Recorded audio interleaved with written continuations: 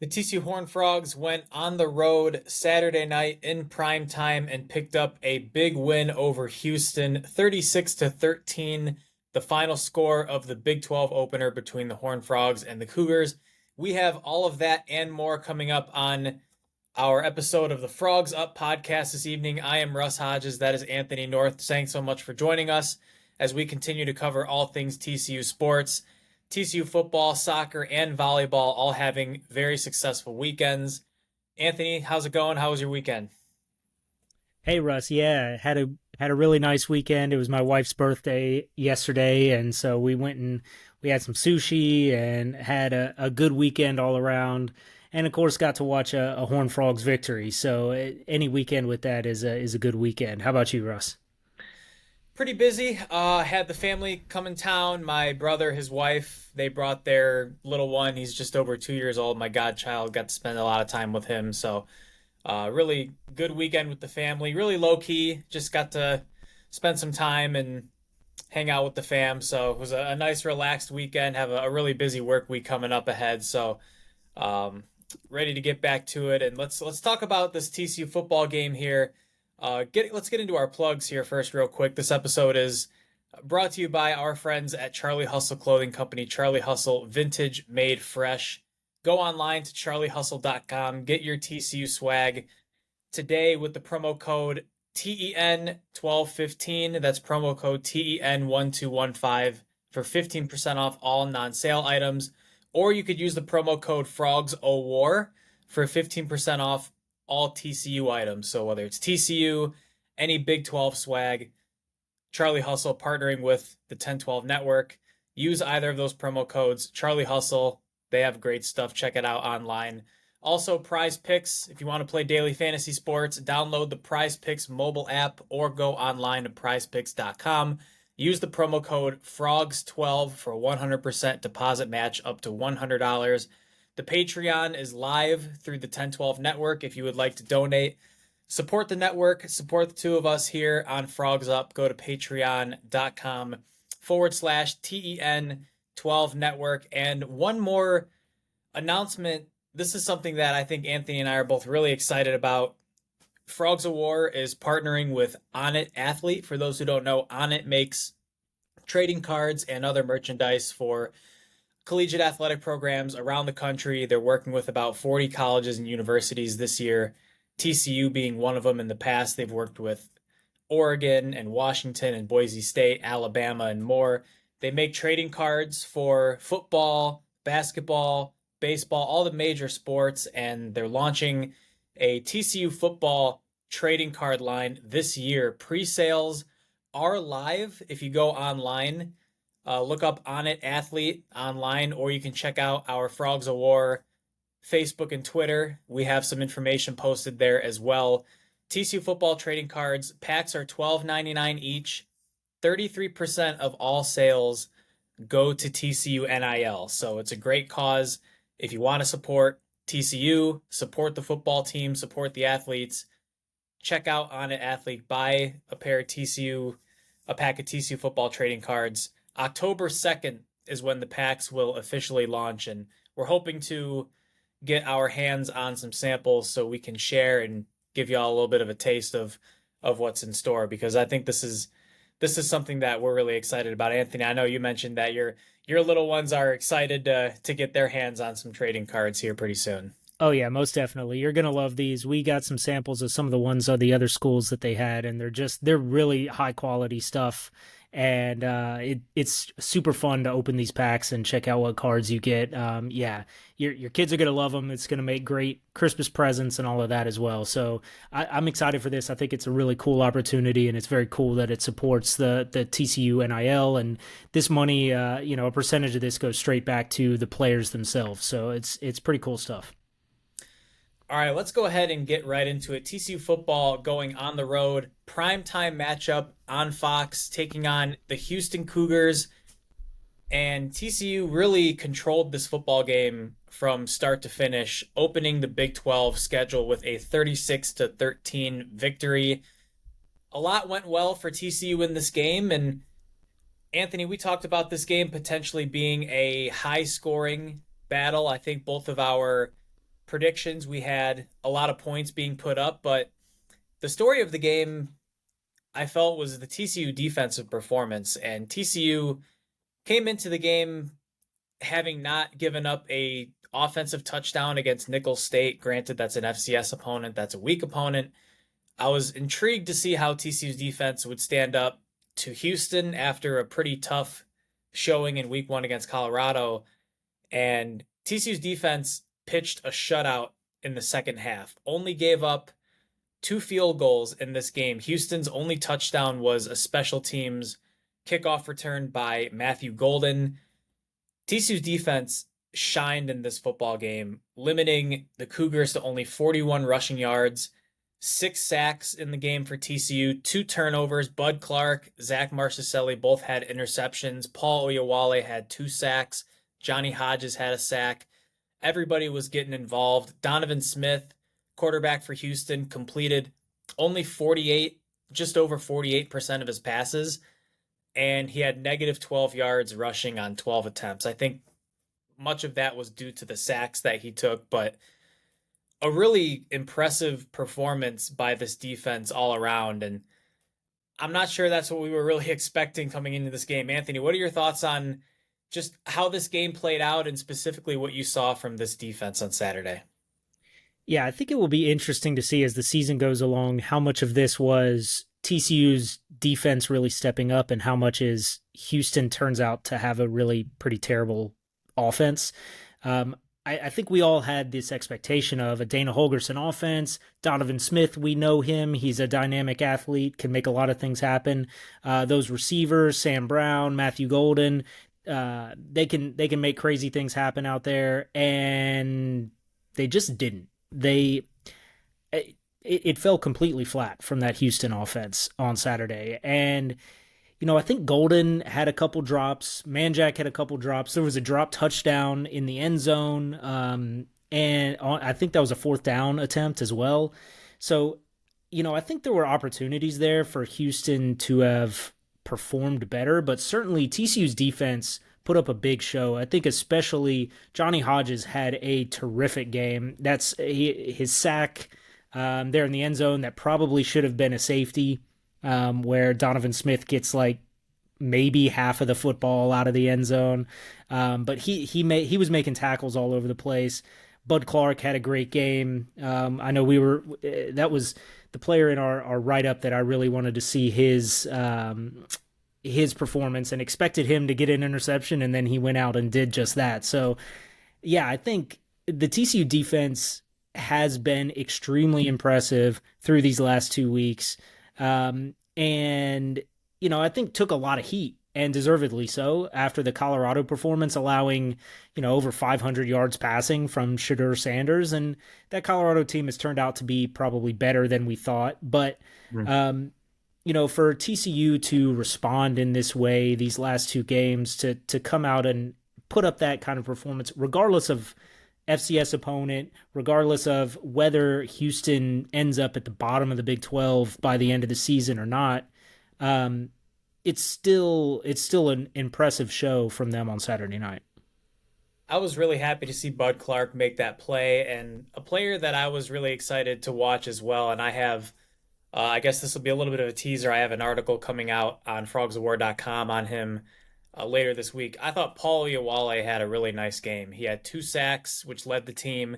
He had 5 total tackles, 2 tackles for loss. And this is a player that has an opportunity to be one of the big playmakers for this TCU defense. And that was one thing that I really wanted to see from this defense coming in, is who was going to step up and be a big time playmaker. And Paul Oyewale, with 3 sacks now in 3 games, 10 total tackles. This is a guy who didn't really play at all last year. I think he only played in 3 games, had 1 total tackle last year, was a freshman. Now he's a redshirt freshman. He's bulked up from when he came in as a high school prospect. He's 6'4", 275, built like a D-end, and he's stepping into that Dylan Horton role last year. Dylan Horton led TCU with 10 sacks last year, was an NFL draft pick, and has the same exact height and weight measurables as Paul Oyewale does now at 6'4", 275. So you got the big guys on the other side of the line with Dominic Williams at nose tackle, Caleb Fox at the other defensive line spot. But Paul Oyewale having a really good game against Houston is encouraging for the rest of the season. And with Dominic Williams being only a second year player, Paul Oyewale only being a second year player, and having so much young talent on that defensive line with Marcus Deal and Zach Chapman and Avion Carter and others, TCU's defensive line has a chance to be really, really strong within the next year or so. So I just want to give a Paul Oyewale a shout out there because I thought he had a nice game as well. And then Donovan Smith, maybe I overestimated his ability as a runner because I was surprised that Houston did not really get him involved in the run game. I thought that he would have some designed run plays called for him to carry the football, and it just seemed like Houston was fine with leaving him in the pocket and forcing him to read the defense and make the throws. And I think there were some points where the Cougar receivers didn't really help him out. There were a handful of dropped passes in this game, but Donovan Smith also made some pretty poor throws. He was inaccurate on a lot of short throws, and I felt like watching him at Texas Tech, his strength was being a dual threat quarterback, not really just sitting in the pocket and making all these throws around the field. And Houston finishes with only 41 rushing yards. I just felt like they had nothing on the ground. And TCU's defense deserves a lot of credit there, but Anthony, do you think I maybe overestimated Donovan Smith's running ability? Were you surprised that he didn't really run the ball as much? I think early on there were times where he tried to escape and it just wasn't there. I think Nnamdi Obiazor got one where he chased him out of bounds. One Johnny or Jamoy Hodge chased him down, and I think he was just getting hassled back there. That at least on those broken plays, he was not able to get out and make stuff happen that way. The lack of designed runs to him, I was surprised. I think, maybe it's clear Dana Holgerson knows, Donovan Smith is not Geno Smith, is not Pat White, is not, some of those dynamic quarterbacks that maybe you've seen in the past. So, Donovan Smith did not live up to our expectations. And he was off hot or cold at Texas Tech. He had big, huge games where he took down giants of opponents, and he had games where he was a total ghost. So I think that this was a game where he certainly underperformed his expectations. But I do think there will be games this season where he takes teams by surprise and comes out and makes stuff happen. For the TCU defense, I did also want to point out, they did give up a couple of these long third and longs, again, where a frequent complaint of third and longs, you drop deep off of the line of scrimmage, you drop the entire linebacker crew and only rush 3. Donovan Smith did pick up a couple that way, tossing the ball around. But for the day, TCU held Houston under. It was something. Oh man, I just had the stat up here. Shoot. Well, they were 0 for 4 on fourth downs. I know that much. That was a big part of this game. Is Houston was, and I think Houston came into the game with the most failed fourth down attempts already on the season. This is something that they do, and they have not been good at this season. But again, we're 0 for 4. And yeah, here we go. They were 4 of 15 on third downs. So TCU forcing a lot of third downs, a lot of difficult positions for that Houston offense, and then being able to get off the field in those situations. It was really key to being able to turn that ball back over to the TCU offense to go handle business. And for the TCU offense, I thought this performance was eerily similar to the Colorado game in that when we were chopping it up in the group chat, Anthony, I think the comment that you made was empty calorie yards from the TCU offense in this game. And it was very similar to Colorado in that there were stretches of this game where TCU's offense was picking up chunk after chunk after chunk after chunk of yards, whether it was through the air or on the ground. Imani Bailey had another solid game on the ground. He had 23 carries, over 100 yards, a rushing touchdown. Chandler Morris had 314 total yards. He threw 2 touchdown passes, one to Warren Thompson, another one down the sideline to Savion Williams.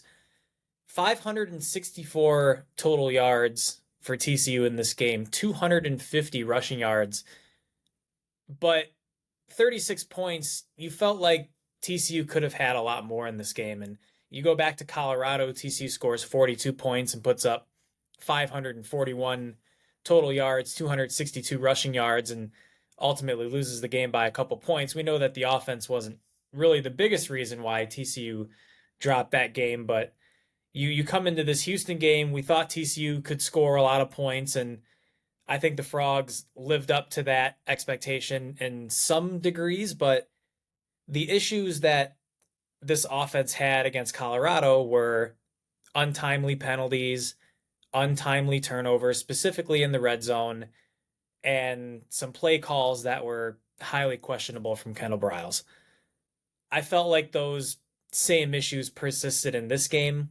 TCU had an interception, a fumble lost. There were a handful of penalties on the offensive side, and again, some interesting play calls. I think the most interesting one of the evening was the 4th down and 3, where TCU calls for a quick pass to Jared Wiley near the line of scrimmage.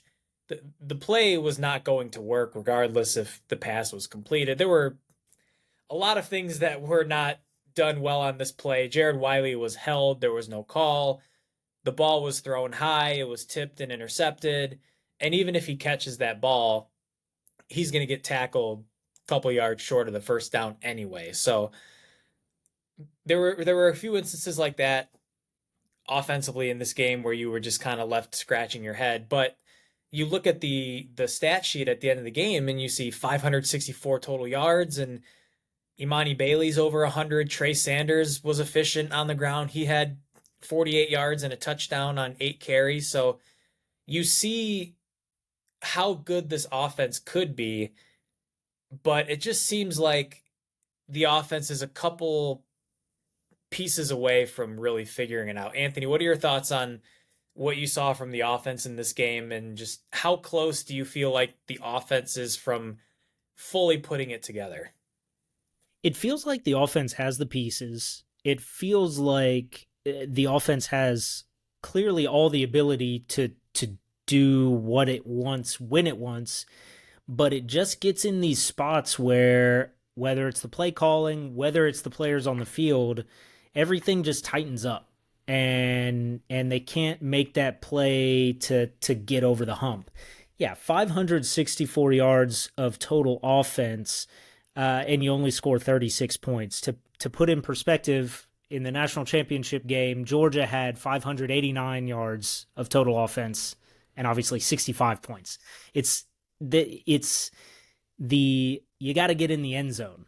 You have to score with those points, and you cannot settle for forcing yourself into attempting difficult field goals. The Jared Wiley 4th down play, you probably just take the points there. 4th and 3, if that's the play you're going to run, you're not going to pick it up anyway. But the one that I think was even more egregious was a rush attempt to Jack Besh in after TCU had 1st and 10 at like the 25-yard line. It's a rush attempt to Jack Besh that goes for negative 13 yards, and you end up forcing a very difficult field goal that is missed. And you're in a situation there where you have a chance to go down and pretty much you go score a touchdown there, the game's over. The game ended up being well without out of reach anyway, but you have a chance there to go and close the door on this game, and the way you're doing that is running some sort of tricky, silly play to Jack Besh out of the backfield. That's Meanwhile, Amani Bailey and Trey Sanders are absolutely crushing them on the ground. Every single play, you're picking up 6 yards. Uh, there's just it's the kind of thing of like, yeah, going in your bag when you don't need to, or getting too cute, or whatever it is that you want to say. This offense clearly, that's something that it wants to do, I guess. But it's worrisome that TCU is unable to, when they get inside the 30, unable to take those drives and turn them into touchdowns. I think, and maybe we're being a little bit overly critical here. TCU had a terrific day offensively. You win by this large margin. You score all these points, you pick up all these yards. That is great, but there were clearly moments here where TCU left points on the field that it should have been able to get. And as the competition heats up, certainly starting next week with SMU, you can't be leaving points on the field. I guess we'll see if that's a continued situation with the play calling of maybe we're just showing funky stuff here early in the season so that it makes it puts it on tape. It forces defensive coordinators to plan for the Jack Besh negative 13-yard run play. I don't know why that's in the playbook. I guess I'll leave it at that and just say, I think that the Chandler Morris run game was a huge component of this game on Saturday that hadn't really shown. He obviously had a pretty good running game against Nicholls State, had the long touchdown run, but here there were designed runs. He was a more confident runner. He was safe with his body. He went down sliding easily each time. He got himself a bunch of first downs running the ball. So I was impressed with his performance there. I was impressed with, they finally took some shots downfield. The 2 touchdowns to Savion and to Warren Thompson those are plays that TCU hasn't really even tried that through the first couple games. So that was good to see. But I think we know that there's more that this offense can do, and if it does put it all together, it's going to be pretty dangerous offense going forward for sure. And Dylan Wright, who I thought would play in this game, I don't think he did play. Still out with that calf injury, so that was unfortunate. But I agree with you about Chandler Morris. It was really nice to see him continue to grow as a runner. I know that he talked after the Nicholls State game to the media about just needing to mentally get over that hurdle of, you can trust that knee that you injured last year, and you know that if you cut, the knee is going to respond, and you know when to get out of the pocket. I think Chandler Morris showed some pretty good pocket awareness in this game, because Houston, to give Houston a little bit of credit on defense, they were bringing a lot of pressure, particularly through the middle of the line. And I thought Chandler Morris did a good job of getting the ball out quickly when he needed to. Offensively, TCU again played with a lot of pace, and I thought the pace was really effective. There were multiple instances where Houston players were slow to get back to the line of scrimmage and get set. There were 3 or 4 Houston defenders that went out with injuries at certain points, whether they were cramps or something else. But I felt like TCU's tempo was wearing that defense down a little bit, and they would pick up all of these yards in the middle of the field, and then it just seems like when they get closer to the end zone, they get a little bit too cute. I think that was kind of the theme when we were discussing the game in our group chat, was they try to get cute with things behind the line of scrimmage or going horizontally as opposed to vertically. And when TCU did go vertical in this game, you had the 33-yard throw to Warren Thompson for the touchdown, and then a 31-yard throw to Savion Williams, who had his best catch of the year, really his biggest play of the year, a player that's been really quiet so far, a guy that we had high expectations for.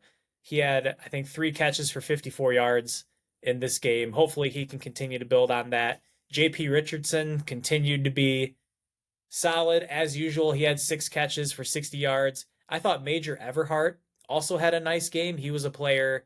Last week it was Jordan Bailey who was effective in some of those short yardage situations, some of those screen passes where you get the ball to him in space and he just makes plays with his speed and his shiftiness. I thought Major Everhart had a really nice game. So offensively, I think there's still a lot to like. I'm not trying to sound overly negative because I thought TCU's offense did look good in this game, and you see the potential for how good this offense can be. It's just continuing to iron out some of those kinks, cutting down on some of the penalties.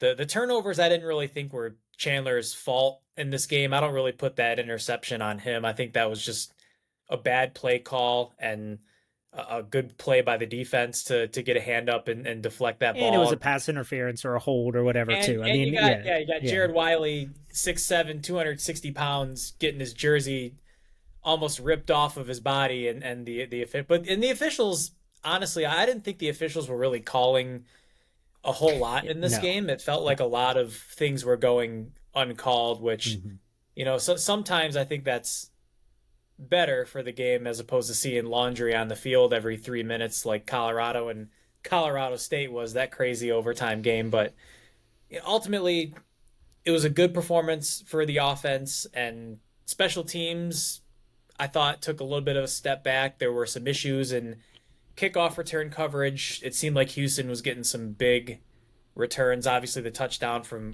Matthew Golden.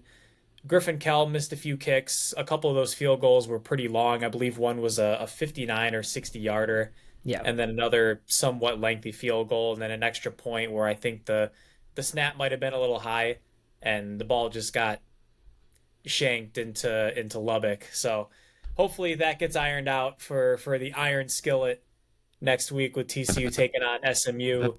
Anthony, any final thoughts, any final comments about this game as we transition here into our next topic? Yeah, I think two things. On the point about penalties, yes, the game was allowed to play a little bit, especially the receiver cornerback battles that were had on both sides. I think were allowed to play out without too much incident. But TCU was still called for 7 penalties for 75 yards in this one, and some really kind of that hurt you pretty bad. Some holding penalties that brought back some big plays, procedure penalties. Again, I think that the offensive the second piece of the point here is the offensive line. This was a more troubling game from the offensive line. I think Chandler Morris, like you said, was faced a lot more pressure here, and TCU has not yet faced a team with like a legit pass rush with like NFL players. I think Houston's got some guys. I think there's some really talented guys out there on that defensive line and the linebackers that did some pretty good things against the TCU offensive front. But later down the line, you see the players that Kansas State and Texas Tech and especially Texas and Oklahoma are going to throw at you, and things could get really nasty for the TCU offense if that offensive line doesn't start cleaning some of that up. So I think that's going to be something really to watch going forward is how does TCU's offensive line and how does the play calling address, getting the ball out fast, running some of those screen plays, the quick action, draw plays to take advantage of some of these defenses that will be much more aggressive in their efforts to get to the quarterback. So, like you said, overall, obviously very positive. TCU sits atop the Big 12 standings, 1-0 in Big 12 play. It's great to go on the road and get a conference win. And I think unfortunately the weather, it was a little bit rainy right before kickoff. So, some of the early excitement of this game day in Houston for their first conference game maybe have been tampered a little bit just by, people were a little hesitant to get out into the stadium before that rain. But to go on the road and get a conference win, it's a great start, and I think still there's a lot better competition coming up for the Horned Frogs throughout the rest of the season, and so I think there'll be more tests to come. and TCU will be back on the field for the Iron Skillet against SMU. 11 a.m. kickoff this coming weekend. It's going to be a rowdy game. SMU, fresh off their invitation to the ACC, looking to win one more time as this Iron Skillet rivalry comes to a close soon here in 2025. Or will it? We don't know. It's been paused. So TCU and SMU, it's going to be a good game. Get out to Fort Worth, support the Horned Frogs, wear your purple. And Anthony, you made the comment about Houston maybe being a potential cellar dweller in the Big 12. And there were a lot of Big 12 teams in action this weekend, and there were some interesting results. And we'll get to our thoughts on where some of these teams stand in the conference, but some pretty big games. Missouri with a big upset against Kansas State, 30-27. Kansas State coming in at number 15 in the country. A 61-yard field goal. Kind of reminiscent of the Texas Tech Iowa State game that I watched a couple of years ago, where I think it was Texas Tech that won that with a 61-yard field goal, or it could be the other way around. I don't know. But all I know that there was a 61-yard field goal that ended that game, and Missouri walking it off against Kansas State. That's a huge upset there. We saw Texas struggle for 3 quarters against Wyoming. I know I made the comment on the last podcast that Wyoming, with a chance to do one of the funniest things ever, beating Texas Tech and Texas in the same season, but the Longhorns dominated the fourth quarter. I think they scored 3 touchdowns in the fourth quarter and won that game 31-10.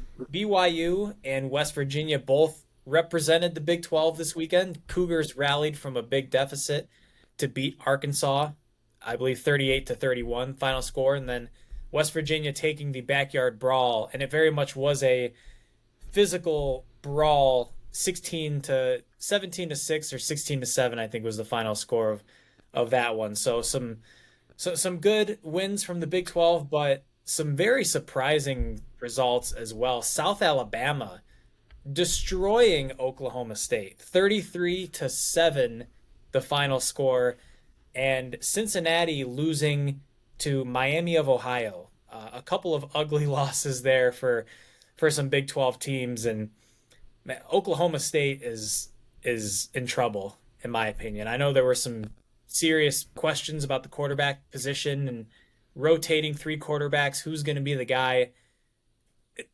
Oklahoma State might be a cellar dweller in the Big 12 this year if that doesn't get resolved. Anthony, what were your thoughts on just what you saw from the Big 12 teams this weekend? What surprised you the most, and what are your thoughts on where you feel like these teams stand right now in the conference?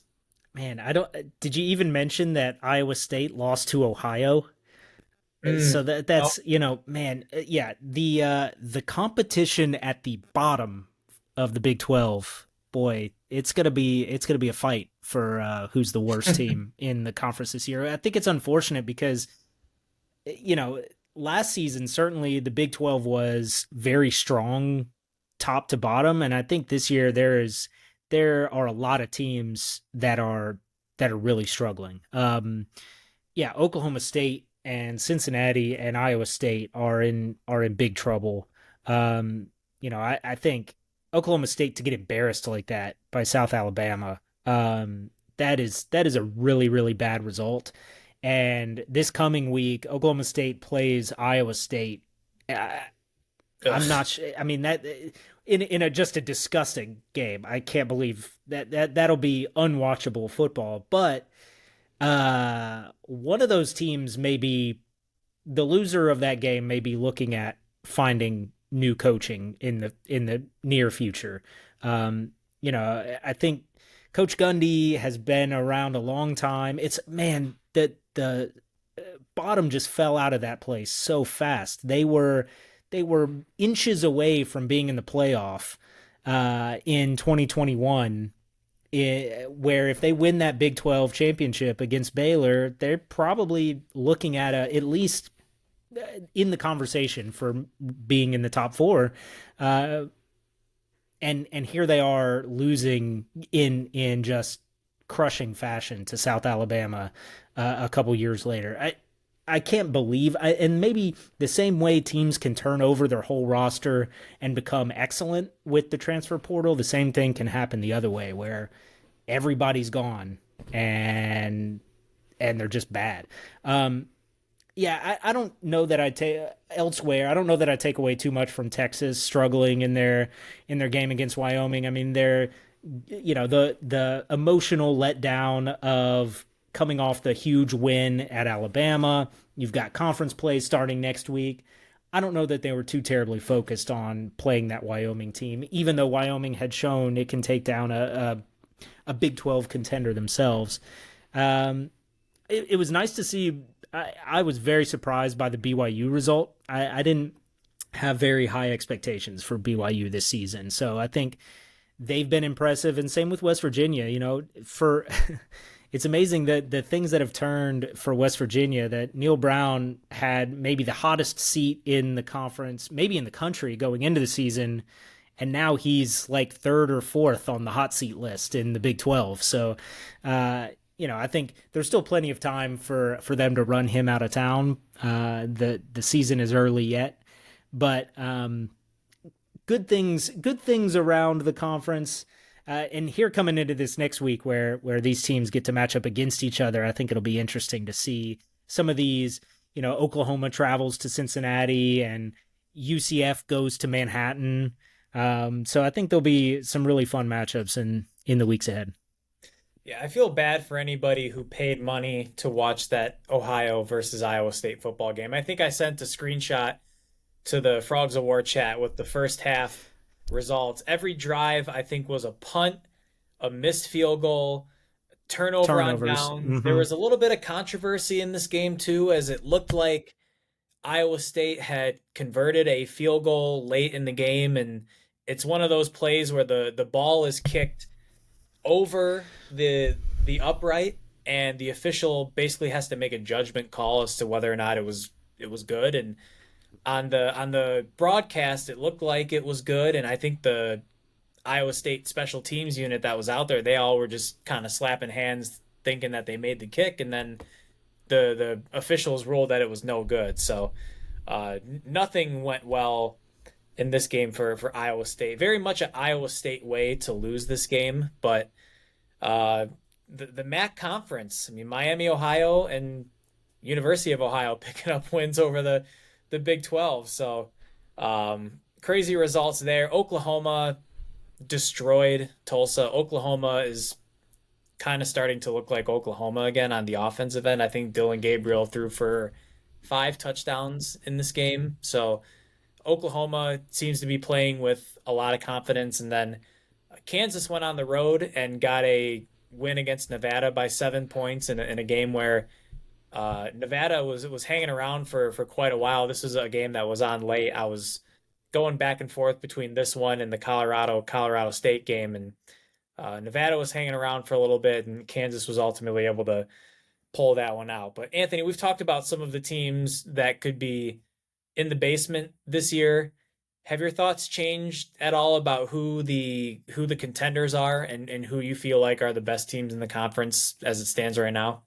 I continue to beat the drum that Oklahoma is the team to beat in the conference. I know Texas obviously has all of the support nationally, and they have the big win at Alabama, and Oklahoma has played mostly cupcakes. They did play a pretty close game and well-contested game with SMU, but I'm still thinking Oklahoma is the most dangerous team in this conference. I think that that Red River game will be pretty incredible, as it always is. But I think that one the winner of that game should be in Arlington, most definitely. And then I think, Kansas State was up for a letdown. I think eventually some of what they do was people were going to catch up to it. But I think once they get into conference play, they could turn it on big time. So I'm still thinking that it's Oklahoma, Kansas State at the top, and then TCU and Texas and maybe Texas Tech right there in the next batch where you win a couple upsets, or with the unbalanced schedule things fall your way, and you pick up enough wins to end up in the Big 12 championship game. But to me, it's still Oklahoma and Kansas State at the top, with Texas right there. Yeah, I'm probably right there with you with those three teams, and a couple other teams I didn't mention. UCF picked up a win this weekend. Texas Tech picked up a win this weekend. John Reese Plumlee, I think, is going to be out for a little bit for the Golden Knights, so it'll be interesting to see if they can continue to win and stay competitive in the conference with him out. But yeah, Oklahoma has looked really good over these first few weeks. Granted, a 73-0 win was against Arkansas State and 66-7 against Tulsa, but I think Oklahoma's offense last year took a big step back. I think there were massive expectations for Dylan Gabriel and Marvin Mims and those skill players, and they just didn't quite live up to that. But Oklahoma's starting to play really well on that side of the field, and the defense is, I mean, that's Brent Venables coming over from Clemson, and the Sooners really struggled on the defensive side last year. Some of that maybe was just residual Lincoln Riley residue, knowing that Lincoln Riley's teams don't play any defense, but Oklahoma's playing much better on both sides of the ball. So excited to see what happens in week 4 as we get into conference play, and it's going to be a battle. There are more teams in the conference, quality teams every weekend, any given Saturday in college football. So we'll continue to highlight what's going on in the Big 12, and of course, with TCU taking on these teams, we will continue to cover that for y'all. So any last comments here, Anthony, on the Big 12 or anything you saw this weekend nationally before we get into our soccer and our volleyball items? I mean, nationally, I think it's pretty interesting to see the position that the SEC is in at this point. I mean, Georgia struggled a little bit with South Carolina. I think it's going to be, it will be maybe definitely a one-loss team still gets in, but I think the SEC is kind of interesting. Tennessee taking the loss at Florida. The number of undefeated teams left in that conference has dwindled down. I mean, you've got like Missouri, and you do still have Georgia in the mix, obviously, but with LSU and Alabama and Tennessee all having taken losses, Texas A&M, Arkansas,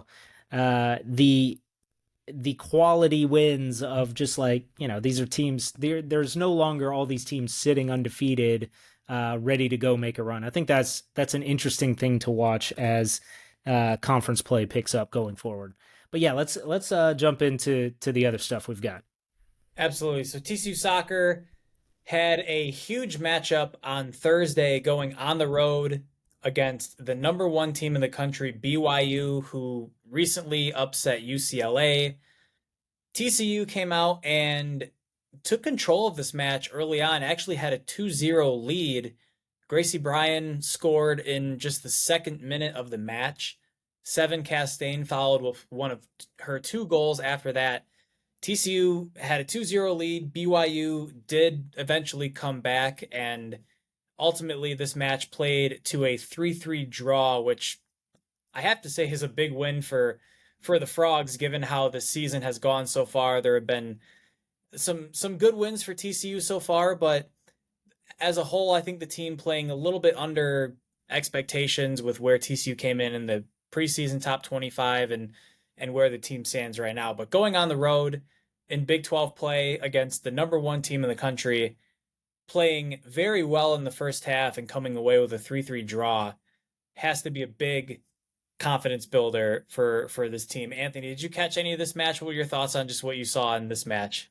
Oh yeah, I watched just about every minute of this match. It was just a terrific soccer. It was an insane atmosphere there. They had like 5,700 people or something at this game at BYU. Huge crowd, raucous, loud crowd there in Provo. And yeah, for TCU to come out after the loss at Butler, really disappointing result, to then go and earn this result at BYU is a huge bounce back for the squad, and played with all kinds of fire to start this game. And yeah, Seven Castaigne, a Utah native, to come out and score 2 goals in her home state is pretty cool as well. Gracie Bryan took an injury in this game where she was on the sideline with ice on her legs and, getting the training staff working on her, and she was in and out. So, she didn't get to play a full game. And in the minutes she did play, she scored in the opening minutes of the game, assisted on one of the Seven Castaigne goals later on. So not having her out there for a full, ability at 100% for as many minutes as she could play was disappointing. But, I think some of the BYU fans came away upset at TCU because the Horned Frogs in the final 2 or 3 minutes or so kind of parked the bus and really tried to drain that clock out as TCU was clearly running out of steam on, their cramping. You're playing at altitude, you're in this road environment. You're really just at that point trying to escape with the point in the draw. So there was a little bit of fan jawing back and forth there, and the Twitter mentions after the game were hilarious. It was a good reminder of what it's like to play against BYU. So that'll be fun later this year in football season. We get to interact with those folks again. But a terrific result. I mean, unfortunately, BYU followed this game up with a loss in their next contest. So I'm sure BYU will drop out of their top spot overall and move back to the middle of the pack a little bit. But TCU, a big result that opens up conference play in a very positive way. And then TCU following that up yesterday with a 3-1 victory over Stephen F. Austin. 3 different players in this game scored for TCU. Gracie Bryan had a goal early in the first half. Ali Pena also scored, and then Cameron Lancaster in the second half for the Frogs. So TCU getting a non-conference win before hitting the road for 2 more Big 12 conference games. TCU will be on the road this Thursday, the 21st, against Cincinnati. They will then go on the road to play West Virginia on Sunday, the 24th. So TCU Soccer 4-3-2 on the season.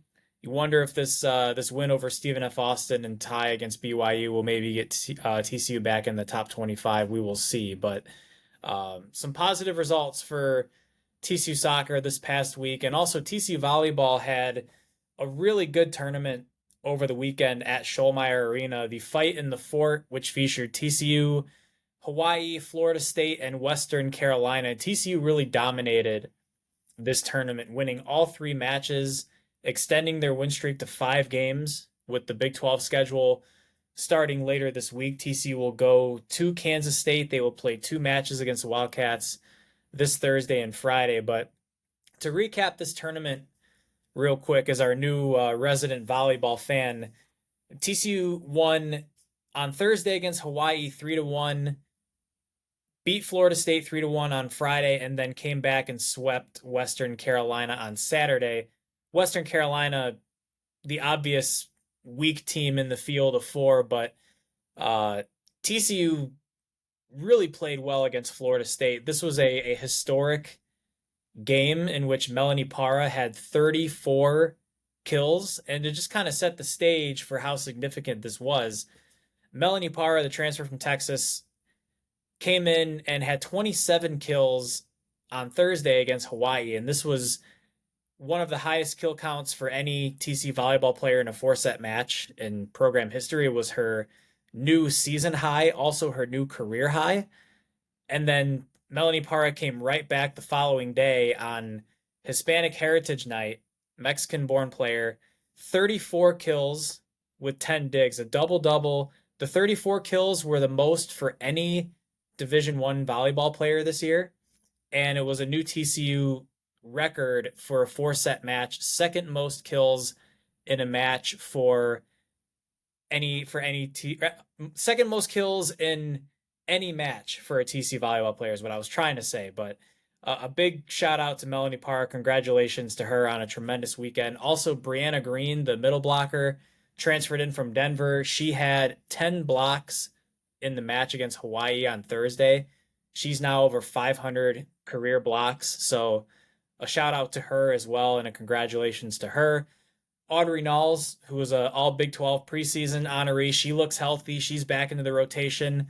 She was coming off the bench for a little while, I think, just working her way back from the injury, but she's now in the starting lineup, and TCU's playing with a lot of rhythm right now. Riley Buckley, the setter, transfer from Missouri, has been tremendous. She had 49 assists in the match against Florida State on Friday. So TCU offensively and defensively playing with some confidence right now and carrying a 5-game win streak into conference play, going 7-4 over the non-conference schedule. Pretty good result for the Frogs. A couple of good wins, knocking off Texas A&M, who was 7-0 going into that match, knocking off Florida State.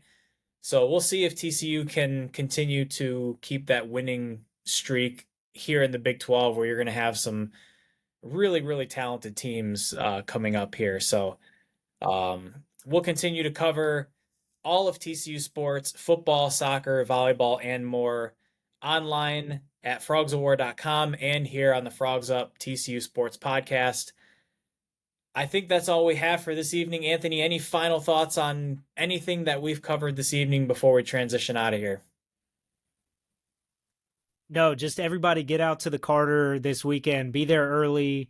It's going to be quite an atmosphere. So let's go enjoy these final Iron Skillet contests that we get, and go really take it to the Mustangs on Saturday.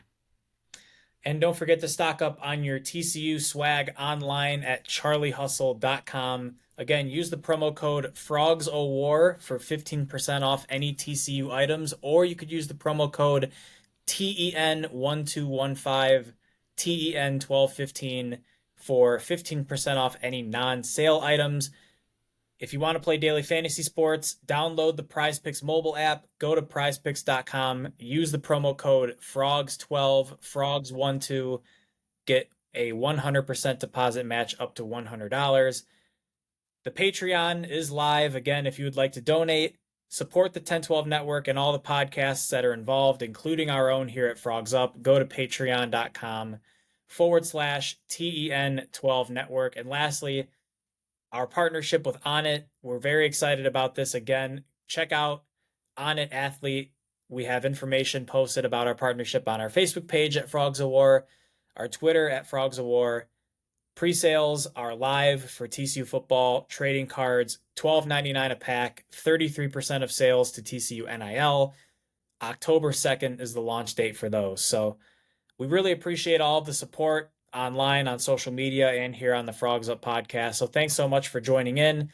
We will be back on Thursday. We will record our midweek episode previewing the 2023 version of the Iron Skillet against SMU and talking about the latest and greatest in TCU sports and college sports across the country. So with that, I'm Russ Hodges. That's Anthony North. We will sign off for this evening. Get your frogs up. Frogs up.